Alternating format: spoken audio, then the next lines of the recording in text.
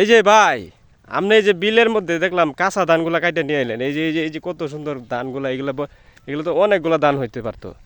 কাটলেন কি লেগে ভাই? ভাই কাটছি এগুলা বিলের ধান, মনে করেন যে লাগাইছি কারিতে, হ্যাঁ, খুব এই ডুবা জায়গায় লাগাইছি তো। হ্যাঁ, এগুলা মনে করেন যে ধান হবে না, যদি বৃষ্টি হয় বাড়ি হ্যাঁ, তাহলে ডুবা নষ্ট হয়ে যাবে। আর লাগাইছি বিশেষ করে ওই যে পুকুরটা দেখতেছেন না, হ্যাঁ। ওই পুকুরে আপনার মাছ চাষ করছি। এই জায়গাতে কাটতে দেখলাম যে আমি ওনতে কাটতে লই আইলেন। ওই যে সামনে নিয়ে আসছি। হ্যাঁ, আইসা এখন মনে করেন যে এই পুকুরে মাছের খাবার দেব। এই ধান এই ধান এই ধান এখন মাছের জন্য খাবার দিবেন? মাছের খাবার, এগুলা পিওর খাবার, একবারে অরিজিনালি মাছের খাবার। ওটা ঘাস কাপে খুব পছন্দ করে।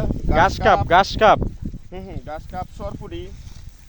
এই যে আমি রাখলাম, দেখেন সব এনে সরায় ফালবো। এগুলা কি মাছ খায় লাইব সবগুলা খাবে। দেন ভাই, এই ধানগুলা কিন্তু অনেকগুলা ধান হইতে পারতো এখানে। এখন কিন্তু আপনি এই ধানগুলা নষ্ট করলেন।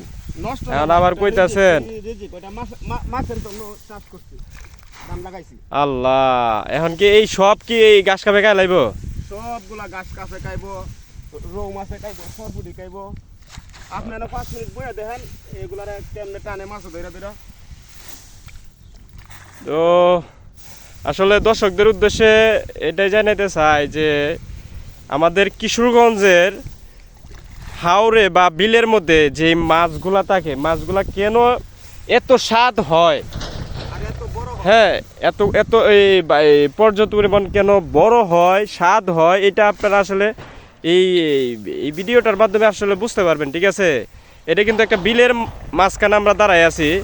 তো বিলের এই যে গর্তগুলা, এইগুলাই কিন্তু মূলত এই যে এখন যে শুকনা মৌসুম খরা, এই খরার মধ্যে কিন্তু পুরা বিলে পানি থাকে না, কিন্তু তাকে এই যে ইয়া করে রাখছে, গর্ত করে রাখছে, এই গর্তগুলাতে মাছ আছে। তো দেখতেছেন আপনারা, এই মাছের খাবার দিতেছে হইলো এই ধান, কাঁচা ধান খাইটা মাছে। এই যে আপনাদেরকে যদি আমি দেখাই, এই যে ধানগুলা কিন্তু এই যে মোটামুটি কিন্তু পাকছে, হ্যাঁ, তারপরেও কিন্তু এগুলা আবার আপনার এই শিং মাছে খায়, মাগুর মাছে খায়, লাডি মাছে খায়, এগুলা মাছও ধান খায়। এগুলা ধান হবে না বিদায় কাইটা মাছের দিতেছে। আর বিশেষ করে ওটা মাছের জন্যই লাগাইছিলাম। ও আচ্ছা আচ্ছা, মাছে খাবে, গরু খাবে, তো এটা মাছের খাবার, মাছের দিয়ে দিতেছি। 1 ঘন্টা সময় নেবে মাছে খাইতে, 1 ঘন্টার ভিতরে খাবার ফেলবো। আচ্ছা আচ্ছা, ঠিক আছে ভাই, ধন্যবাদ ভাই। আচ্ছা ভাই, ঠিক আছে, আপনাকেও অনেক অনেক ধন্যবাদ ভিডিওটা তুলে ধরার জন্য সবার মাঝে। আর সবার যদি ভালো লাগে তো অবশ্যই ভিডিওটা লাইক, কমেন্ট, শেয়ার করে পাশে থাকবেন। ধন্যবাদ সবাইকে।